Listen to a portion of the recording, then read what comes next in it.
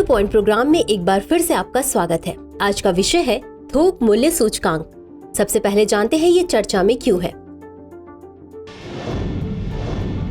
हाल ही में खाद्य मुद्रास्फीति में बढ़ोतरी और ईंधन और बिजली की कीमतों में साल दर साल बढ़ोतरी के कारण भारत की थोक कीमतों में मुद्रास्फीति अप्रैल में 13 महीने के उच्चतम स्तर पर पहुंच गई है। चलिए अब जानते हैं थोक मूल्य सूचकांक क्या है। यह थोक व्यवसायों द्वारा अन्य व्यवसायों को थोक में विक्रय और व्यापार की जाने वाली वस्तुओं की कीमतों में बदलाव का मापन करता है। इसे वाणिज्य एवं उद्योग मंत्रालय के आर्थिक सलाहकार कार्यालय द्वारा प्रकाशित किया जाता है। यह भारत में सबसे अधिक इस्तेमाल किया जाने वाला मुद्रास्फीति सूचक है। इस सूचकांक की प्रमुख आलोचना यह है कि आम जनता खुदरा मूल्य पर उत्पाद क्रय करती है, न कि थोक मूल्य पर।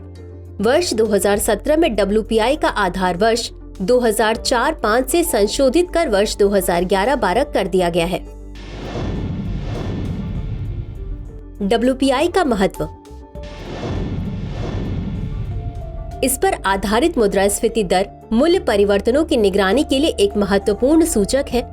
WPI मूल्य गतिविधियों पर नजर रखने में व्यापक है, जिससे सरकार, बैंकों, उद्योग और व्यवसायों द्वारा इसका व्यापक रूप से उपयोग किया जाता है।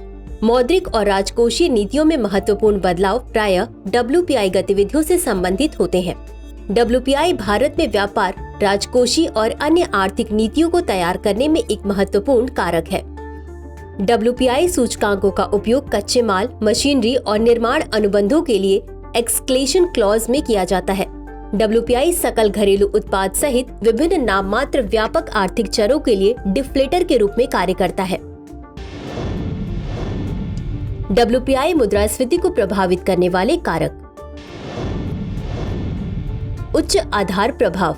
विशेषज्ञों का सुझाव है कि उच्च आधार प्रभाव के कारण WPI मुद्रास्फीति मध्यम रहने की उम्मीद है।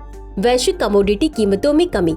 वैश्विक कमोडिटी कीमतों में गिरावट से विनिर्मित उत्पादों की मुद्रास्फीति को निचले स्तर पर रखने में मदद मिलने का अनुमान है। खाद्य मुद्रास्फीति और मानसून की संभावनाएं। बाजार की स्थितियों से प्रभावित गेहूं की कीमतों पर नजर रखने की आवश्यकता है। इसके अतिरिक्त खरीफ फसलों की मुद्रास्फीति पर मानसून का असर भी चिंता का विषय है। WPI और CPI के बीच क्या अंतर है? WPI उत्पादक स्तर पर मुद्रास्फीति को ट्रैक करता है, जबकि उपभोक्ता मूल्य सूचकांक उपभोक्ता स्तर पर कीमतों के स्तर में बदलाव को ट्रैक करता है। दोनों टोकरी व्यापक अर्थव्यवस्था के भीतर मुद्रास्फीति के ट्रेंड्स को मापते हैं, किंतु दोनों सूचकांक में बास्केट अलग अलग होती है। WPI सेवाओं की कीमतों में परिवर्तन को शामिल नहीं करता है, जबकि CPI करता है। WPI में विनिर्मित वस्तुओं को अधिक महत्व दिया जाता है, जबकि CPI में खाद्य पदार्थों को अधिक महत्व दिया जाता है। WPI का आधार वर्ष 2011-12 है, जबकि CPI का आधार वर्ष 2012 है। तो चलिए अंत में देखते हैं आज के अभ्यास प्रश्न को। निम्नलिखित कथनों पर विचार कीजिए। 1. WPI में सेवाओं के मूल्यों में होने वाले परिवर्तनों को शामिल नहीं किया जाता, जबकि CPI करता है। 2. WPI में विनिर्मित वस्तुओं को अधिक महत्व दिया जाता है, जबकि CPI में खाद्य पदार्थों को अधिक महत्व दिया जाता है। उपर्युक्त में से कौन सा या कौन से कथन सही है या सही है? A केवल 1, B केवल 2, C 1 और 2 दोनों, D न तो 1 और न ही 2। इस प्रश्न का उत्तर कमेंट बॉक्स में जरूर दें। आज के लिए बस इतना ही। धन्यवाद।